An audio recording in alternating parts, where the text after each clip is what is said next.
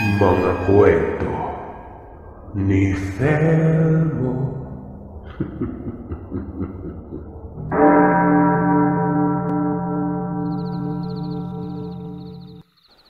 Ako po si Julio, taga-probinsya. Nung bata ako ay mahilig na ako sa mga kwentong katatakutan. At sa tuwing naririnig ako ng lola Morticia ko na bumabangka sa kwentuhan tungkol sa mga multo, aswang at mga mangkukulam, palagi niya akong sinasabihan na magdasal bago magkwento. Lalong-lalo na kapag tapos na ang kwentuhan. Isang paraan umano yun, Sir Seth, para mailayo tayo sa sumpa ng mga negatibong nilalang na maaaring magdulot sa atin ng karamdaman at kamalasan. Karamihan kasi umano sa mga nag-uusap tungkol sa mga negatibo, nakaka-attract at sinasamahan ng mga itim na elemento. Kaya ganun po ang ginagawa namin magmula noon. Nagdarasal kami bago magkwentuhan ng nakakatakot. 14 anyos na ako noon. High school student na. Nang kumalat ang tsismis sa sitio namin na may binabarang umano na magandang babae na nakatira lang malapit sa simbahan. Itago na lamang natin siya sa pangalang Osang, ang magandang babae na ito. Dayo siya sa lugar namin. Laking Maynila siya at dati umanong GRO sa Ermita. Hindi naman namin alam ang kahulugan ng GRO.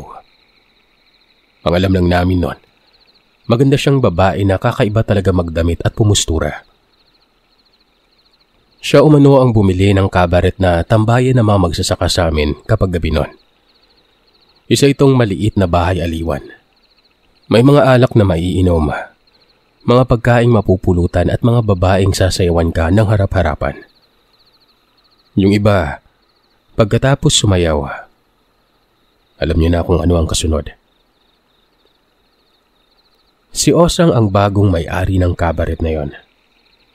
Binili ni Osang sa dating kagawad na nagpapatakbo nito.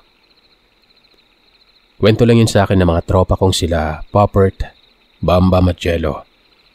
Pero hindi ko pa talaga narating yung kabaret. Gustuin ko man, mapapalo lang ako ng lola ko. Wala pang isang taon si Osang sa sitio namin ay marami ng galit na matandang babae sa kanya. Lalo na yung mga konserbatibo. Gayon din ang mga kababaihang natabunan ng alindog at ganda niya. Tulad ng mga dalaga, matandang dalaga at mga may kasintahan na. Lahat kasi ng mga nobyo, asawa at lalaking gusto ng mga babaeng ito. Nanliligaw halos lahat sa batang-batang si Osang, na talaga namang artistahin kapag nakita mo sa personal. Kahit ako at ang mga tropa ko, nagkagusto kay Osang noon. Nang unang beses ko siyang nakitang nakasakay sa bisikleta habang naka-shorts lang, napanganga talaga ako. Kaya naman nang biglang naglaho si Osang sa kabaret at ilang linggo na hindi matagpuan, ay nagkagulo sa sitio namin. Maraming mga regular na manginginom at customer sa kabaret ang nagalit nang hindi nila makita si Osang gabi-gabi. Kumalat ang buong tsismis na nagayuma umano si Osang ng isang mayamang lalaki at sumama na ito. Marami ang nagselos at nainggit sa pinagpalang lalaki. Yun ang tsismis na mabilis na kumalat sa buong sitio. Pero kabaliktaran ang ikinalat na balita ni Aling Bebeng.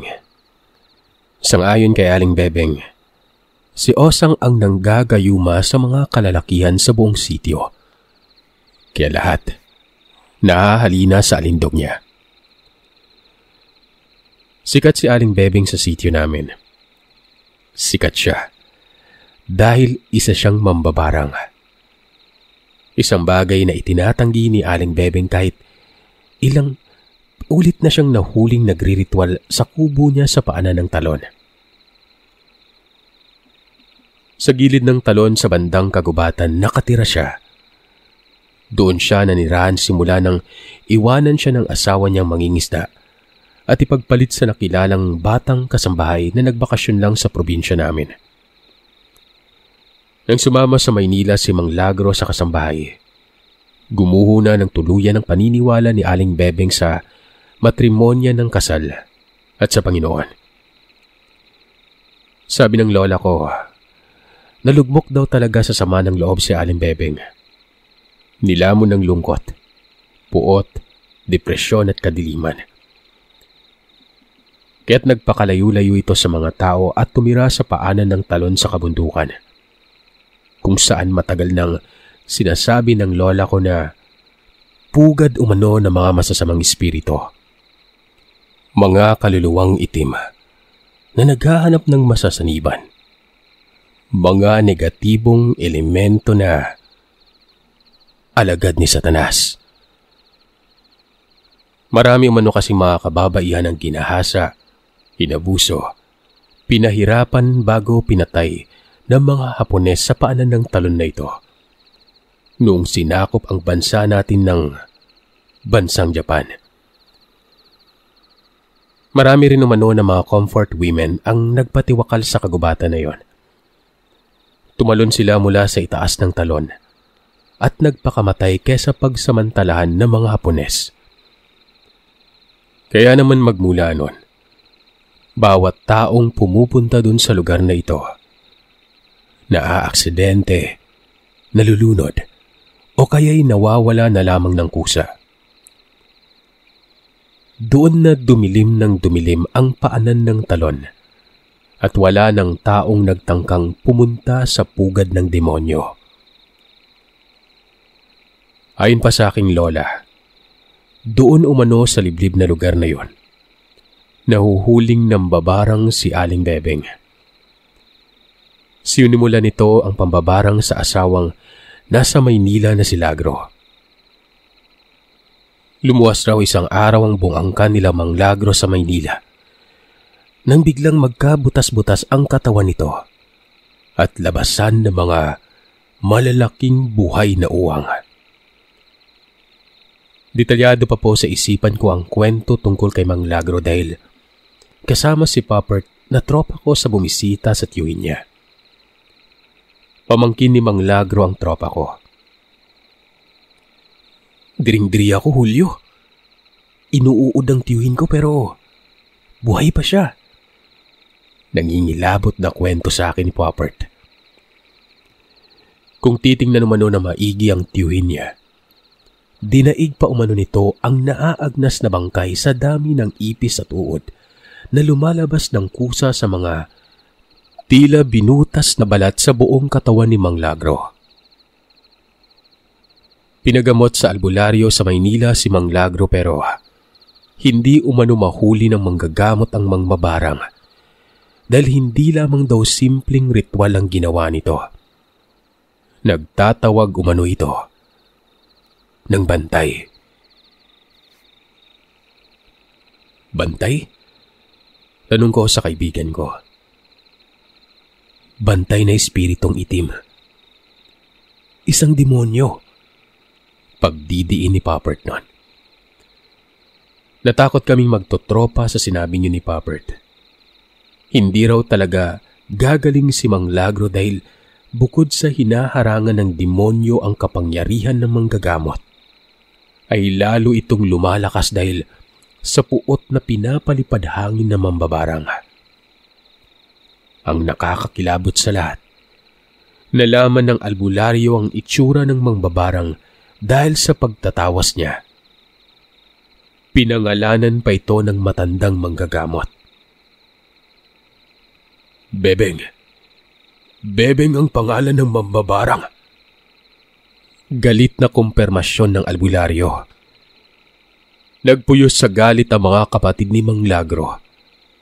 Lumuwas sila pabalik sa sitio namin at isang grupo nilang sinugod si Aling Bebeng sa bahay nito malapit sa talon.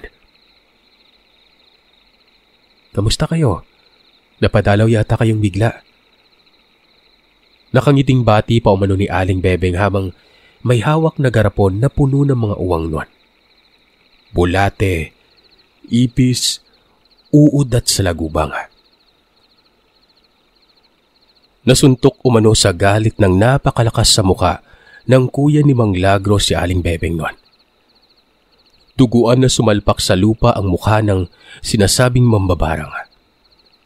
Gumapang ito sa lupa na parang ahas. "Mangkukulam! Dapat sa'yo pinapatay!" Tumawa lamang mano si Aling Bebeng at dahan-dahang tumayo. Maya-maya pa ay nagbitaw ito ng orasyon. Isang salitang tunog Latin na tunog Hiligaynon. Hindi pa natatapos ang orasyon ay pinagtulungang bugbugin ng mga lalaking kapatid ni Mang Lagro ang asawa nitong si Aling Bebeng. Hindi raw lumaban ng babae kahit putok at sabog na ang mukha nito. Dinuraan pa raw nila si Aling Bebeng ng iwanang duguan sa bakuran. At nang sumunod na araw, nakatanggap sila ng tawag mula sa Maynila. Patay na si Mang Lagro. Patay na ang asawa ni Aling Bebeng. Nagsuka umano ito ng galon-galon na dugo bago tuluyang nangisay at sumigaw. Dinala sa ospital ang bangkay. Pina-autopsy. Hindi maipaliwanag ng nag-autopsy ang tunay na ikinamatay ni Mang Lagro pero isang bagay lamang umano ang sigurado nun. Binugbog si Mang Lagro ng todo, kaya't nagsuka ito ng dugo at namatay. Doon na kumalat ang nakakahindik na itim na kapangyarihan ni Aling Bebeng sa buong sitio namin. Kinatakutan siya ng lahat ng pamilya, lalo na ng mga bata dahil napabayaan na ni Aling Bebeng ang itsura niya. Nagmukha na siyang taong grasa, kaya hindi lang mambabarang ang tawag sa kanya sa tuwing naglalakad siya sa palengke ng Tulalanon. Tinatawag din siya ng mga tambay ng "Aswang! Si Aling Bebeng! Aswang yan!" Sabay tawanan ng buong grupo ng tricycle driver habang kausap si Osang na naghahanap ng masasakyan pa uwi nun. May mga nagsasabing tambay na matagal na umanong nagmamanman si Aling Bebeng kay Osang. Simula kasi nang makita ni Aling Bebeng si Osang ay hindi na nito nilubayan ng titig ang magandang dalagang may-ari ng kabaret. "Ginagayungan mo sila, no?" Tanong umano ni Aling Bebeng minsan kay Osang habang namimili ito sa palengke. "Ano po? Anong ginagayuma?" Sagot ni Osang. "Malandi kang babae. Mga agaw ka ng asawa." Madiin na bintang umano ni Aling Bebeng kay Osang nun. Pinagtawanan lamang mano ni Osang ang gusgusing matanda at hindi na ito kinausap pa. Ito ang sabi ng tambay na tricycle driver na si Jamil na may gusto kay Osang. Kaya naman ang ilang linggong mawala si Osang nun. Itong tambay na si Jamil ang pinaghinalaan na kumidnap dito. Nagwala ang tricycle driver na si Jamil. Naghamon pa ito na mapakita sila ng patunay at dahil sa away ng mga kalalakihan dahil kay Osang, nadiskubre nila na nagtatago lang pala ito sa bahay niya. Itinuro ni Jamil kung saan nakatira si Osang, kasama ang ilang mga kalalakihan na customer ni Osang sa kabaret. Sa pilitan nilang binuksan ang bahay nito. Sabay-sabay umano na sumuka ang mga kalalakihan ng umalingasaw ang tila pinaghalong bulok na isda at inaagnas na karne at patay na daga sa pagbukas nila ng pintuan. Doon ay nakita nila Jamil na nakaratay sa ibabaw ng hapagkainan si Osang. Hubot-hubad na nilalanggas ang mga butas na sugat sa buo niyang katawan. Hindi nila ito malapitan dahil may mga malaking dagang buhay umano na nag-uunahang makaakyat sa mesa para kainin ang nabubulok na sugat niya. Bumuka ang bibig nito at nakita nilang may mga nakapasok na lupa sa bibig niya. Tulong! Pagmamakaawa ni Osang. Nababarang si Osang! Sabi ng isang matandang lalaki. Ganyan din ang itsura ng namatay kong asawa. Binarang din yung asawa ko. Dagdag pa niya. Sumigaw si Jamil ng, dali natin siya kay Kamaldang. Si Kamaldang lang ang makakagamot kay Osang. Agad nilang kinumutan ang hubad at sugatang katawan ni Osang at pinagtulungang buhatin pasakay sa jeep ng isa sa mga customer ni Osang sa kabaret. Gulat na gulat umano silang lahat sa bigat niya. Umuungol pa umano ito sa sobrang sakit ng buhatin ng mahigit sa 20 kalalakihan ang binabarang niyang katawan. Pero nagtagumpay silang maisakay sa jeep at madala ang inaapoy na sa lagnat na si Osang noon. Dun sa kabilang ibayo, sa kabilang bahagi ng bundok kung saan matatagpuan ng talon, doon nakatira ang albularyang si Kamaldang sa isang tatsulok na puting kubo. Isang oras ang biyahe mula sa bahay ni Osang. Mabato ang sirasirang daan at napakadilim ng kadawangan na pinasok nila. Pero hindi natakot ang mahigit sa 25 kalalakihan na sumama kay Osang noon. Sa labas pa lamang umano ng kubo ni Kamaldang ay nakita na nila ang maliit na dalagitang mukhang 12 anyos lamang. Nakaitim itong bestida at puting belo. Ang tila dalagitang ito ay walang iba kundi ang albularyang si Kamaldang. May hawak itong tabak. Isang tabak na hugis-kris na sandata ng mga Moro nung sinuunang panahon. Winawasiwas nito ang hawak na sandata habang hinihintay na makapag-park ang jeep at maibaba ang binabarang na si Osang. Ihiga niyo siya sa banig na ito. Matapang na wika ng manggagamot. Sumunod ang mga kalalakihan sa utos ng albularya. Tila alam na ni Kamaldang na paparating sila nung gabing yon. May banig nang nakalapag sa lupa sa bakuran.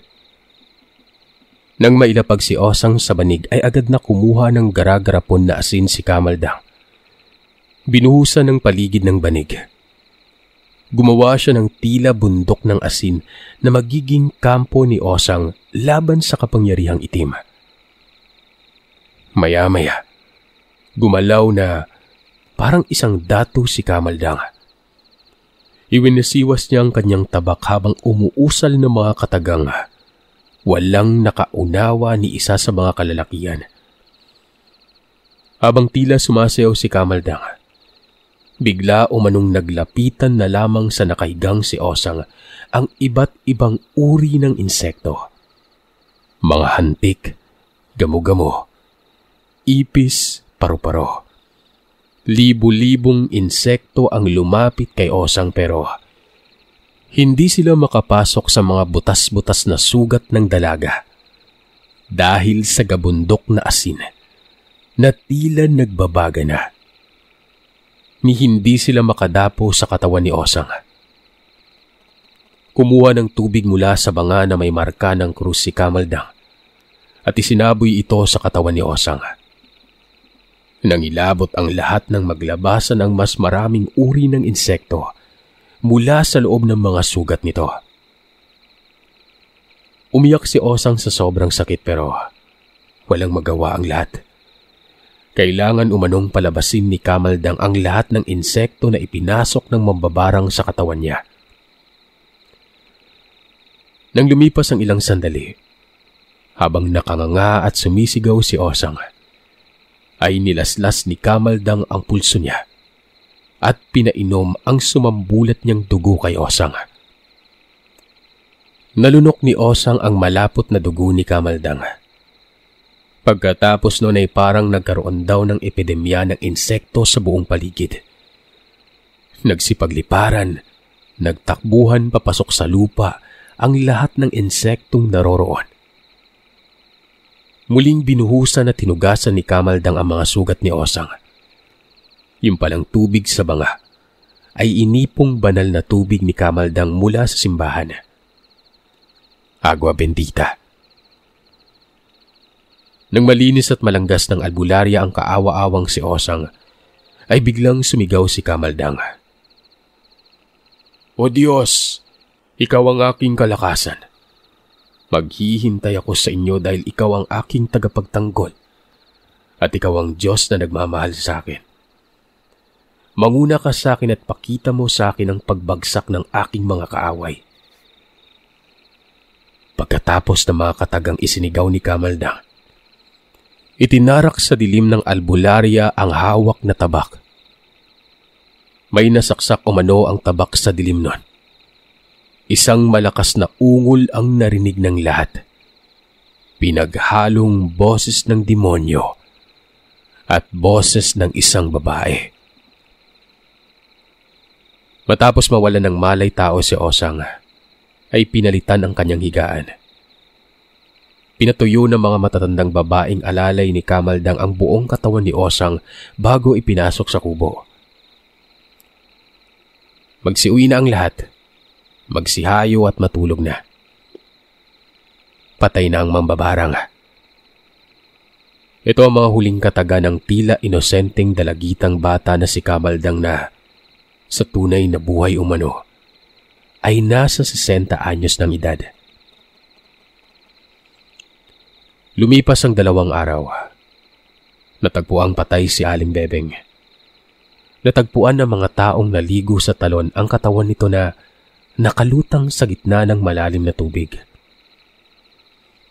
Kinuha ng mga barangay tanod ang bangkay na sinasabing mangbabarang at nang dalhin sa morgue, natagpuan ng isang malaking tabak na nakapasak sa sikmura nito.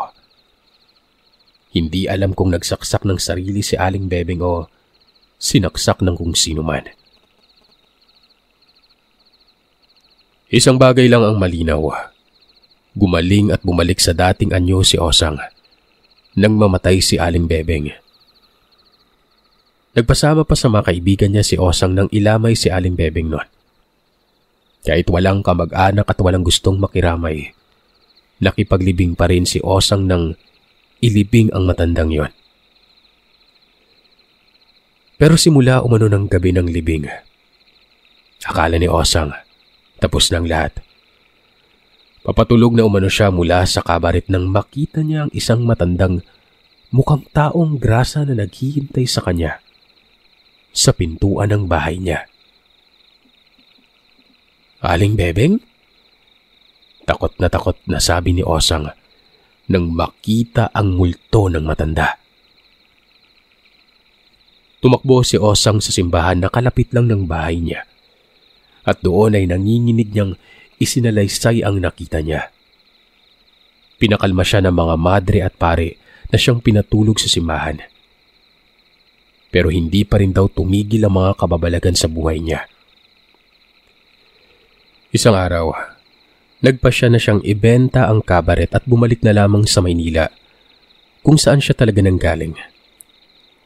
Maraming kalalakihan ang nalungkot pero walang nagawa. Gabi na nang bumiyahe si Osang pa Maynila. Nang sumapit ang 2:00 ng madaling araw, huminto umano ang bus at nagsakay ng isang pasahero.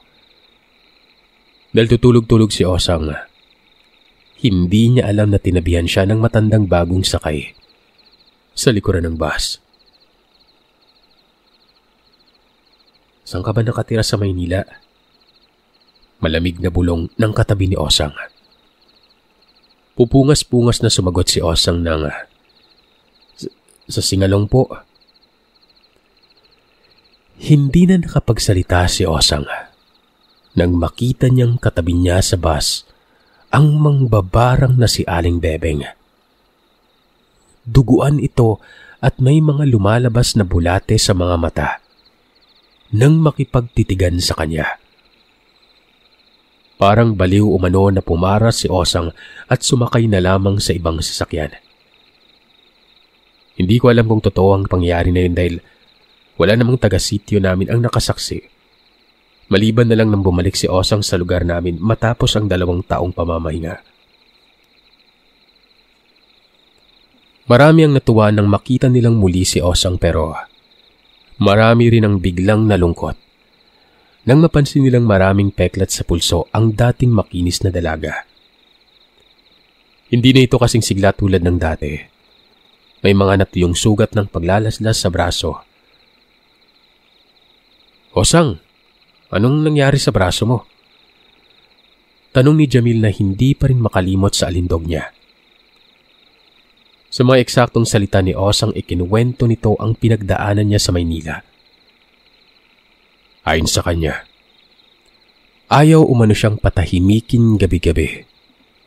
May nagpapakita umano sa kanya, nakalutang, nagpupuyos sa galit.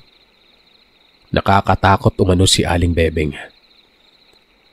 Humingi na umano siya ng tawad pero lalo siyang nananakit.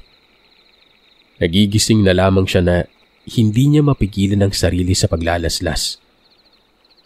Hindi umano siyang may gawa ng sugat, kundi si Aling Bebeng nun. Minumulto umano siya ng mambabarang. Naroroon umano siya sa sitio para parusahan si Kamaldang. Gusto umano ni Aling Bebeng na patayin ni Osang si Kamaldang. Kumalat ang kwentong ito sa buong sitio. Nakarating pa sa ibang probinsya. Nag-alala ang mga kaparian sa lugar namin noon. Kinupkop si Osang at binantayan laban sa masamang espiritu ng demonyo. Ayon sa pare, ang mga multo umano ay replika na lamang ng dating tayo. Mga kampon ni Satanas ang mga nagpapanggap na multo na dati na nating kilala na ang tanging hangad ay linlangin tayo at saktan. Ilang taon na inalagaan ng mga pari si Osang para hindi nasapian pa. At nang mawala ang pagpaparamdam ng demonyo sa buhay niya, kasama ang mga tao ng sityo at mga tauhan ng simbahang Katolika, pinabasbasan ni Osang ang pugad ng masasamang espiritu kung saan dati nakatira at namatay si Aling Bebeng.